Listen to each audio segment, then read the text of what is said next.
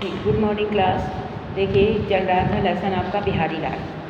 बिहारी लाल lesson चल रहा था। बिहारी लाल में पढ़ा दिया था मैंने आपको, ये जीवन परिचय भी पढ़ गया है और आ गया है भक्ति और श्रृंगार। तो भक्ति और श्रृंगार में जो पढ़ाया गया था, देखिए पढ़ा दिया है 11 तक और उसके बाद में आ जाता है 12 में होता है कि पी के लिखा हुआ है, पी के ध्यान गही रही, पिए के ध्यान कही गही, रही वही है नारी, आप ही आरसी, लखी रीझत रिजवारी। पिए माने होता है प्रीतम, के ध्यान कही गही, रही वही है नारी, आप ही आरसी, लखी माने देख रही है, रिजती माने खुश होती है और रिजवारी माने उसको देख करके मतलब खुश हो जाती है। तो देखिएगा, एक सखी जो है, आरसी मीन्स क्या होता है? आरसी मीन्स होता है दर्पण। आरसी मीन्स होता है दर्पण। एक सखी जो होती है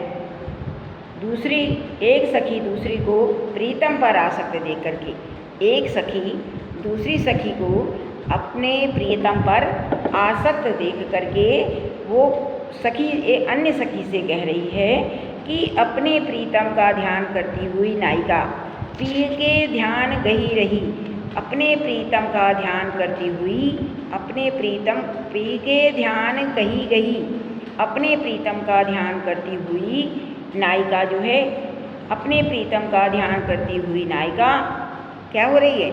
अप्रीतम रूप हो रही है। गही रही वह नारी प्रीतम रूप हो रही है। आप ही आरसी, लखी रीझत निजवारी। इस कारण वह दर्पण में स्वयं के प्रतिबिंब को देख करके, इस कारण वह दर्पण में स्वयं के प्रतिबिंब को देख करके और उसे नायक समझ करके, मतलब अपने ही प्रतिबिंब को देखती है और उसे नायक समझ लेती है और उस पर रिझने वाली वह स्वयं पर भी रीझने वाली वह स्वयं पर भी रीझ रही है, रीझने वाली वह स्वयं पर भी रीझ रही है। देखिए लिखा है कि पी के ध्यान कही गही, रही वही है नारी।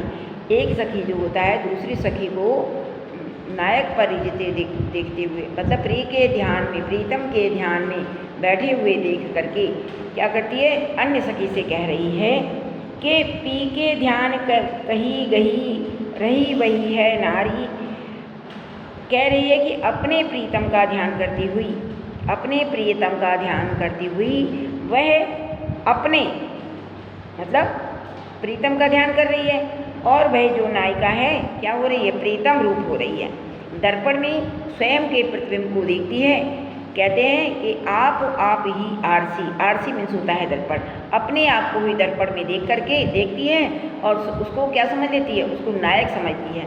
उसको नायक समझने कर उसके मतलब नायक समझ लेती है और उस पर स्वयं ही रीझ रही है और उस पर स्वयं ही मतलब खुश हो रही है।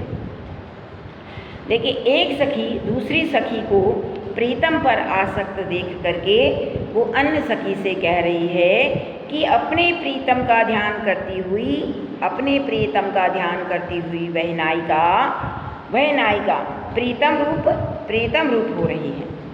इसी कारण वह दर्पण में स्वयं के प्रतिबिंब को देख करके, इसी कारण वह दर्पण में स्वयं के प्रतिबिंब को देखती है, मतलब अपना प्रतिबिंब देखती है, स्वयं के प्रतिबिंब को देखती है और उसे क्या समझ लेती है? उसे नायक समझ करके उसको नायक समझ लेती है और वह स्वयं पर ही रीझ रही है। मतलब अपने प्रतिबिंब को वो दर्पण में देखती है और जब उसको दर्पण में देखती है तो उसके ध्यान में क्या है? नायक। तो अपने प्रतिबिंब में स्वयं को वो नायक समझ लेती है, उसको नायक समझ लेती है और उसी पर ही वो रीझ रही है। ठीक है, अब देखिएगा आता है किसका काव्य का सौंदर्य लिखते हैं कि इसमें नायिका का प्रीतम के प्रति जो नायिका का अगाध प्रेम व्यक्त हुआ है, मतलब बिल्कुल उसके ध्यान में बैठे रहना, उसी के ध्यान के बारे में सुनना, तो उसको कहते हैं उसके अगाध प्रेम की अभिव्यक्ति हुई है। नायिका जो है नायिका का जो मनोवैज्ञानिक चित्रण है वो सहज और सरल भाषा में किया गया है। नायिका का चित्रण जो है सहज और सरल भाषा में किया गया है। भाषा इनकी है ब्रज भाषा और शैली है मुक्तक, छंद है दोहा और रस है इसमें विप्रलंब श्रृंगार। विप्रलंब श्रृंगार मतलब होता है वियोग श्रृंगार, वियोग श्रृंगार है और छंद है इसमें दोहा। ठीक है। और इसके अलावा फीके ध्यान कही गही रही वही है नारी, आप ही आरती लख रिजत निद्रा। इसमें आएगा अनुप्रास अलंकार, अनुप्रास अलंकार। ठीक, देखिए नेक्स्ट देखिएगा, जोग जुगत सिख बे सबे मनो महामुनि मैन, चाहत पिए अद्वैतता कानन सेवत नैन, कानन सेवत मैन। तो योग जुगत माने क्या होता है? योग की युक्तियाँ मिलने के जो उपाय किए जाते हैं। योग जुगति, योग जुगति मतलब योग की जो युक्तियाँ होती हैं उनको सीखने के लिए जो उपाय किए जाते हैं उसे कहते हैं योग जुगति। सीखबे सबे मनो महामुनि मैन, मनो महामुनि मैन, मैन मीन्स क्या होता है? मैन मीन्स होता है कामदेव। मनो यहाँ पर देखिए मनो आ गया है तो यहाँ पर आ जाता है श्लेष अलंकार। ठीक है, मनो महामुनि मैन, मैन मीन्स होता है कामदेव।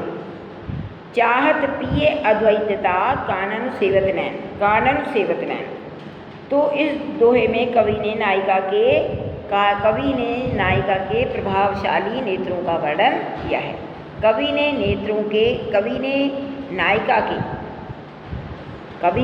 नायिका के जो प्रभावशाली नेत्र है मतलब उसके मनमोहक नेत्रों का वर्णन उसमें किया गया है। तो सखी, एक सखी जो है नायिका से कहती है कि हे सखी कामदेव रूपी मुनि ने, कामदेव रूपी लिखा है महामुनि मैन, मैन मीन्स होता है कामदेव, महामुनि, कामदेव रूपी महामुनि ने योग साधना की सारी विधियाँ तुम्हें अच्छी प्रकार से सिखा दी हैं। देखिए मनो महामुनि मैन, मैन मीन्स होता है कामदेव, तो कामदेव रूपी महामुनि ने, कामदेव रूपी महामुनि ने योग जुगति सिखबे सबे, योग की सारी युक्तियाँ मतलब योग की युक्तियाँ जितने मिलने के जितने भी उपाय होते हैं, ये तो कहते हैं कि कामदेव रूपी महामुनि ने योग की सारी युक्तियाँ तुम्हें अच्छी प्रकार से सिखा दी हैं। सिखबे सबे, योग की युक्तियाँ अच्छी प्रकार से उन्होंने सिखा दी हैं। चाहत पिए अद्वैतता कानन सेवत मैन, इसलिए कानों तक फैले हुए, कानन सेवत नैन, इसलिए कानों तक फैले हुए तुम्हारे ये नेत्र नायक से मिलकर के एक हो जाना चाहते हैं। इसलिए देखिए चाहत पिए अद्वैतता कानन सेवत नैन, इसलिए तुम्हारे ये नेत्र कानों तक फैले हुए, मतलब नेत्र इतने लंबे लंबे, मतलब नेत्र कैसे हैं? लंबाई में है।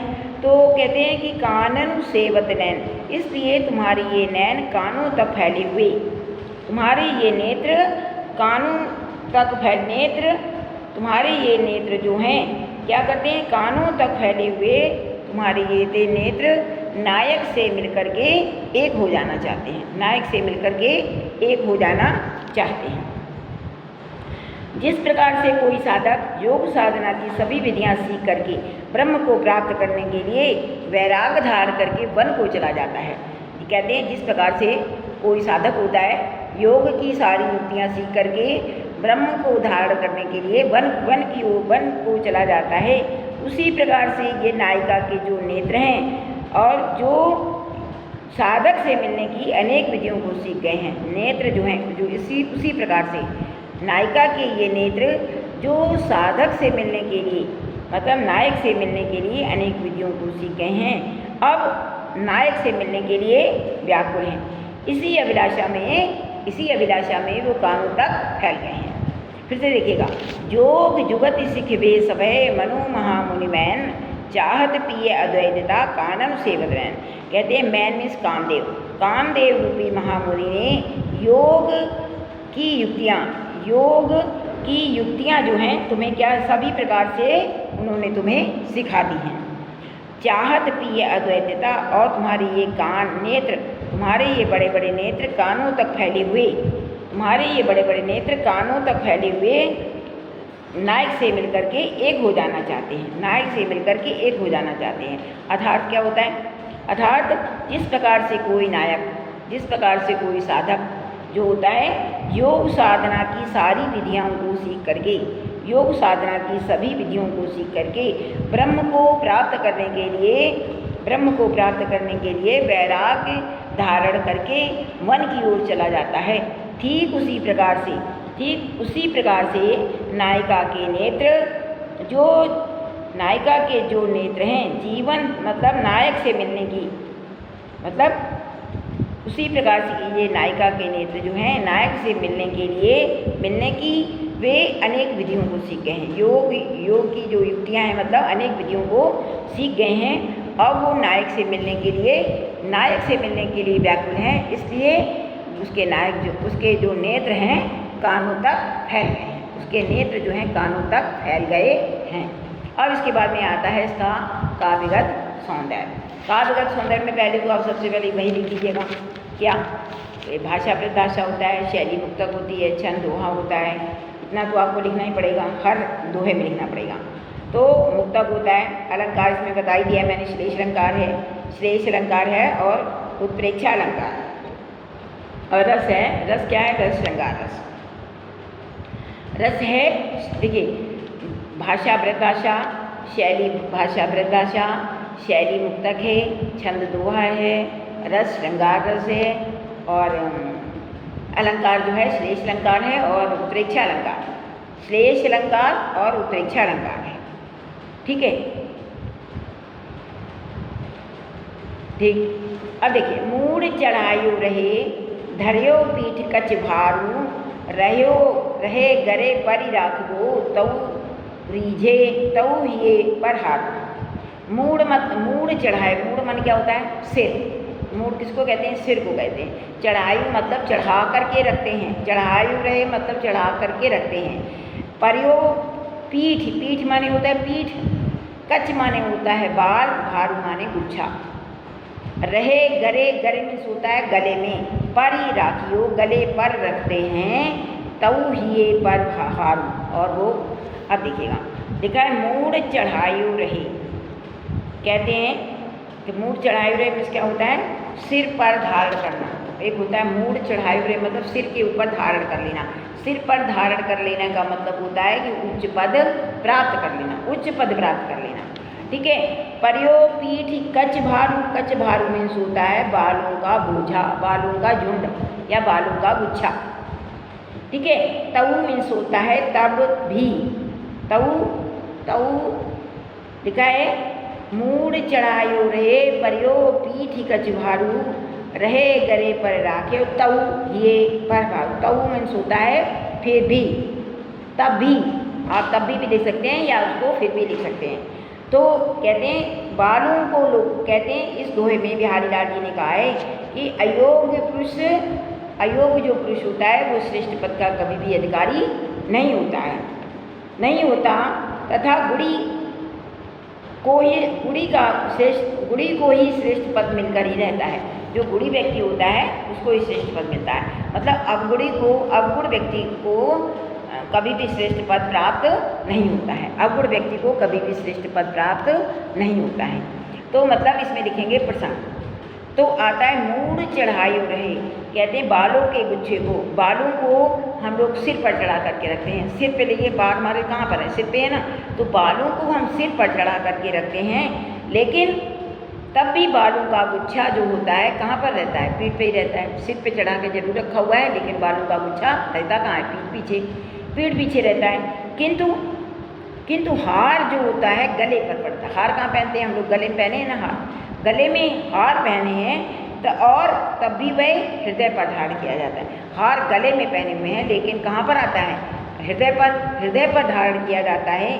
इसी प्रकार कवि ये समझाना चाहता है कि अयोग्य व्यक्ति जो होता है कितना ही ऊंचा स्थान क्यों न प्राप्त कर ले, अयोग्य व्यक्ति कितना ही ऊंचा स्थान क्यों न प्राप्त कर ले, किंतु लोग उससे घृणा ही करते हैं, घृणा ही करते हैं। किंतु योग व्यक्ति किंतु यदि व्यक्ति योग्य है तो यदि वो किसी के गले भी पड़ जाए तब भी उसे लोग छाती से लगा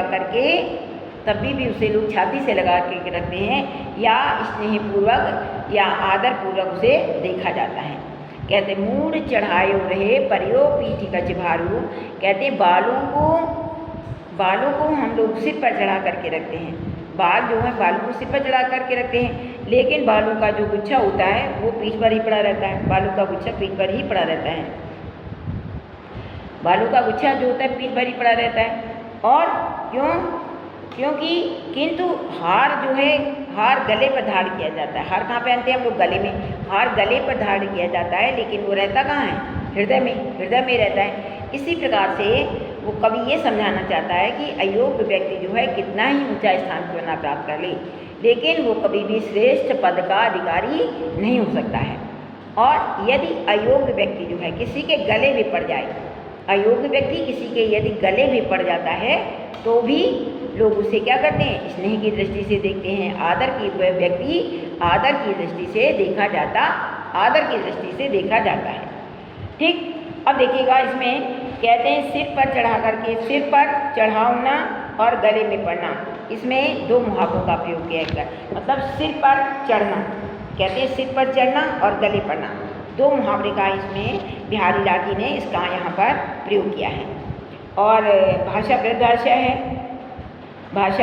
है, शैली मुक्तक है, और रस कौन सा है? रस शांत रस है, और छंद दोहा है, और अलंकार आता है अन्योक्ति अलंकार। ठीक है ना? रहे गरे पर राख दो तऊ हिये पर भारू। तो कहते हैं कि इसमें आता है अन्योक्ति अलंकार। ठीक है, अन्योक्ति अलंकार आएगा। अब देखिएगा नेक्स्ट, रहो गुह बेनी लखे गुहबे के त्योनार लागे नीर चुचान के नीठी सुखाई बार। कहते हैं कि गुही माने होता है रहो गुही बेनी। गुही मीन्स होता है बालों को जो गूंथ लिया जाता है, चोटी बनाते हैं ना, चोटी बनाई जाती है, उसको कहते हैं गुथी। बेनी मीन्स होता है बेड़ी, मतलब चोटी। लखे मतलब देखने पर।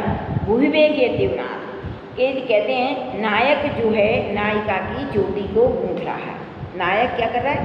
नायक नायिका की चोटी को गूंथ रहा है। उससे क्या होता है? पारस्परिक स्पर्श से। नायक जो है नायिका की चोटी को गूंथ रहा है, उनका पारस्परिक एक दूसरे से स्पर्श होने के कारण दोनों में स्वेद नामक सात्विक भाव उत्पन्न हो गया है।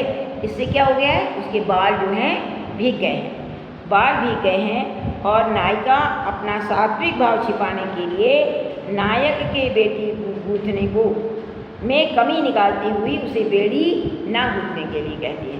देखिए आप प्रसंग में क्या लिखेंगे, देखिए समझिएगा। नायक जो है नायिका की चोटी को गूंथ रहा है, और नायक और नायिका जब के पारस्परिक स्पर्श से स्वेद नामक सात्विक भाव उत्पन्न हो गया है। स्वेद नामक सात्विक भाव जो है उत्पन्न हो गया है, जिससे कि नायिका के जो बाल हैं, नायिका के बाल भीग गए हैं, और नायिका अपना सात्विक भाव छिपाने के लिए नायक को चोटी गूंथने के लिए मतलब नायिका जो है नायक को चोटी गूंथने की कमी निकालते हुए उससे क्या बेड़ी उसकी जो चोटी है उसको ना गूंथने के लिए कहती है। अब इसके बाद में आता है आपकी मतलब व्याख्या। कैसे लिखेंगे? रयो गोम बेनी लखे गुहबे के त्योनार लागे नीर चुचान के नीठी सुखाई बार। नायिका जो है नायिका नायक से कहती है, नायक से कहती है कि रहने दो,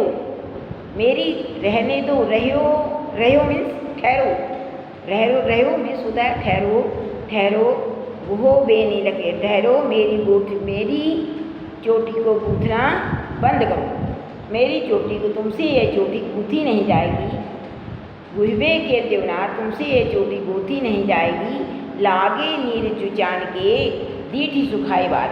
यह मैंने मतलब कहते हैं कि तुम में से नायिका जो है नायिका नायक से कहती है कि तुम मेरी ठहरो तुम मेरी चोटी को गूंथना बंद करो। तुमसे मतलब तुमसे ये मेरी चोटी गूंथी नहीं जाएगी।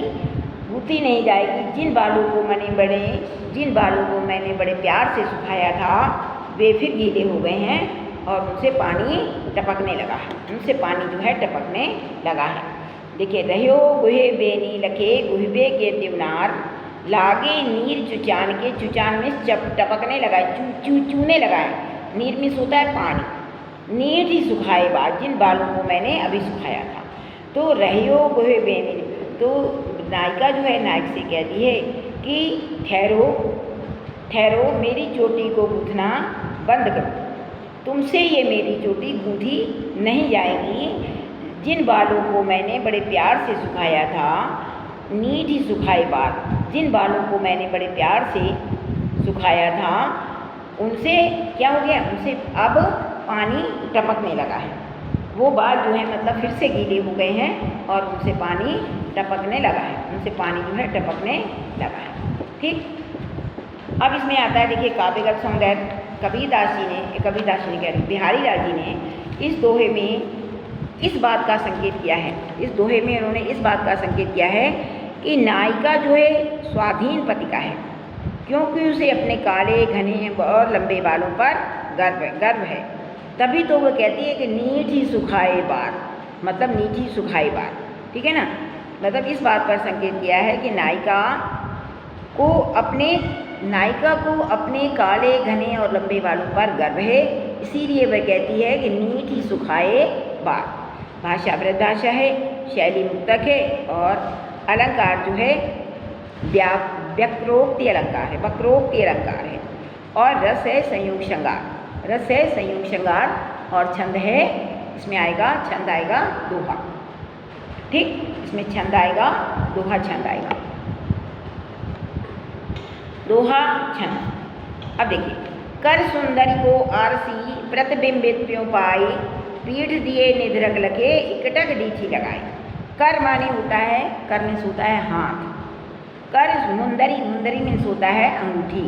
मुंदरी में क्या होता है, मुंदरी में होता है अंगूठी। आरसी में होता है दर्पण।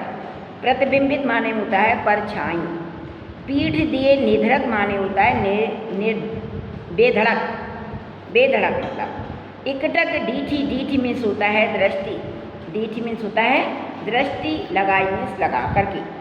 तो देखिए, नायक को बेधड़क होकर देखने की नायिका की चतुराई का यहाँ पर वर्णन किया गया है।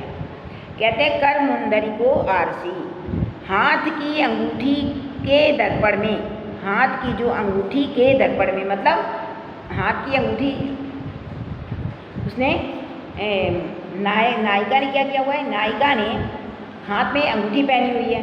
तो हाथ की अंगूठी के दर्पण में प्रीतम का प्रतिबिंब देख करके, प्रीतम प्रतिबिंबित प्यों पाई, प्रीतम का प्रतिबिंब देख करके नायक की ओर पीठ दिए निधरक लखे, मतलब नायक की ओर पीठ किए हुए वह एक टक होकर के एक ही दृष्टि से, मतलब एक टक जो है अपने प्रीतम को देख रही है। कहने का आशय यह है कि उसे इस बात की कोई शंका नहीं है कि मुझे मतलब प्रीतम को देखते हुए मुझे कोई भी देख रहा है। देखिए, कर मुंदरी को आरसी प्रतिबिंबित प्यों पाए, पीठ दिए निधरक लगे इकटक डीठी लगाए। कर माने होता है हाथ, मुंदरी माने होता है अंगूठी, आरसी में होता है दर्पण, प्रतिबिंबित मतलब होता है उसकी परछाई, प्रतिबिंब है ना। निधरक माने होता है बेधड़क, इकटक डीठी लगाए, डीठी में होता है दृष्टि। तो इसमें बताया गया है कि कर मुंदरी को आरसी, नायिका जो है अपनी अंगूठी के दर्पण में, नायिका ने अपने हाथ में अंगूठी पहनी हुई है और वो अंगूठी के दर्पण में अपने प्रीतम का प्रतिबिंब जो है देख रही है, मतलब अपने प्रीतम का प्रतिबिंब देख रही है। पीठ दिए निधड़क रही, और वो क्या करे, पीठ करके बैठी हुई है और बेधड़क होकर के, बेधड़क होकर के एक दृष्टि से मतलब एक टक अपने नायक को, अपने प्रीतम को देखे जा रही है। कहने का आशय ये है कि उसे इस बात की कोई भी चिंता नहीं है कि कोई उसे देख रहा है, मतलब इस बात की उसे कोई भी चिंता नहीं है कि मुझे प्रीतम को देखते हुए कोई देख रहा है। तो इसमें नायिका मतलब इस प्रकार की जो नायिका होती हैं मुग्धा श्रेणी की कोटि में आती हैं। मुग्ध मतलब भगवान, नायक में इतनी मुग्ध हो जाती हैं, इतनी मुग्ध हो जाती हैं कि उनको अपना भी ध्यान नहीं रहता है, उनको अपना भी ध्यान नहीं रहता है। तो ऐसी नायिका जो है मुग्धा श्रेणी की नायिकाओं में आती है। और भाषा प्रभाषा है, शैली मुक्तक है, और शैली मुक्तक है। अलंकार जो है विभावना अलंकार है, विभावना अलंकार है। और साथ में है प्रतिबिंबित प्यों पाई, अनुप्रास अलंकार है, अनुप्रास अलंकार है। और छंद आएगा दोहा, छंद आ जाएगा दोहा, और रस होगा श्रृंगार रस, रस हो जाएगा श्रृंगार रस।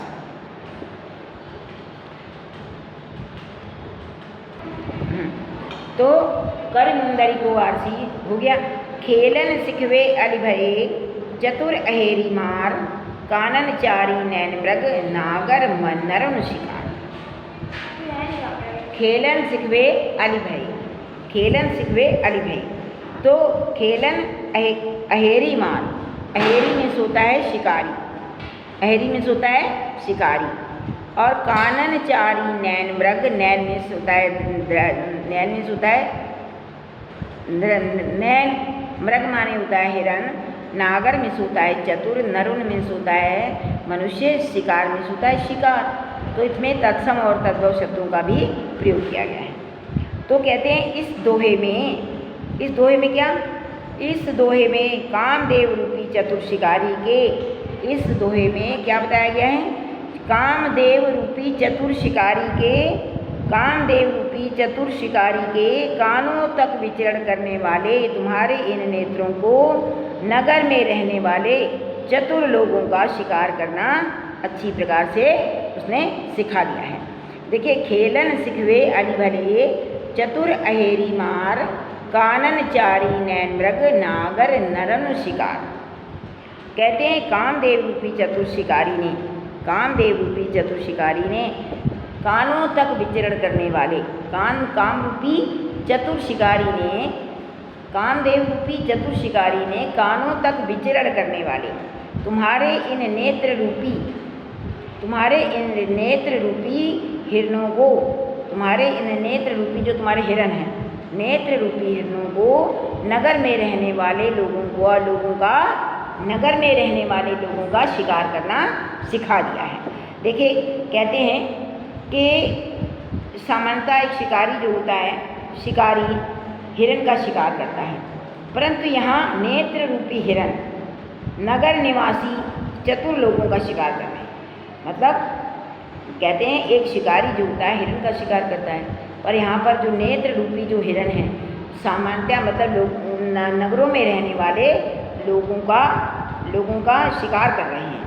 अभिप्राय क्या है कि नायिका के जो नेत्र हैं जो कानों तक फैले हुए हैं वो मृग जैसे, मृग के समान चंचल हैं। नायिका अपने नेत्रों से जिस भी चतुर पुरुष की, नायिका जो है अपने नेत्रों से जिस भी चतुर पुरुष को, जिस चतुर पुरुष को वो देख लेती है वह उसमें बिंध जाता है, मतलब उसी में वो आसक्त हो जाता है।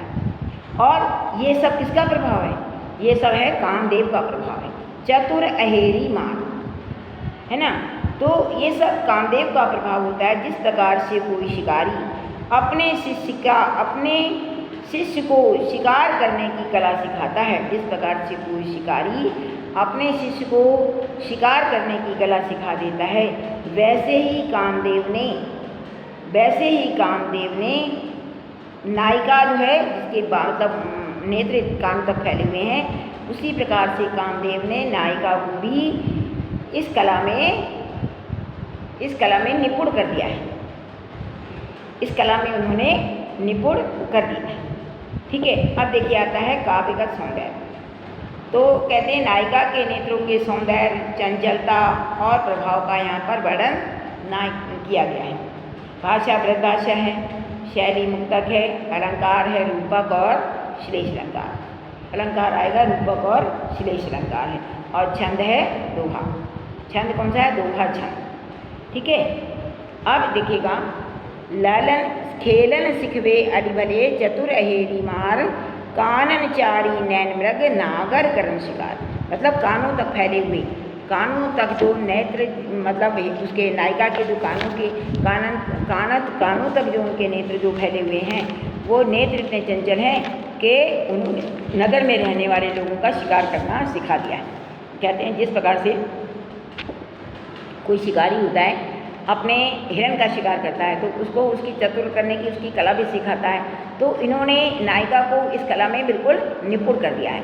वो नगर में रहने वाले जितने व्यक्ति हैं, यदि कोई व्यक्ति उसमें मतलब उनकी तरफ देख लेता है तो समझ लीजिएगा उसी में वो बिंध जाता है।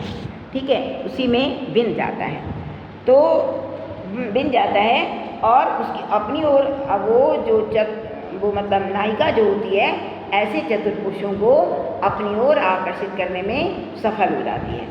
तो इसमें लिखेंगे कि मतलब इसमें नायिका के सौंदर्य, चंचलता और मतलब उनके प्रभाव का वर्णन किया गया है। भाषा बृहदाशा है, शैली मुक्तक है, अलंकार रूपक अलंकार है और श्लेष अलंकार है, और छंद है दोहा। छंद है दोहा। अब इसके बाद में जो नेक्स्ट होगा वो नेक्स्ट डे बेटा। ठीक है, ओके बाय।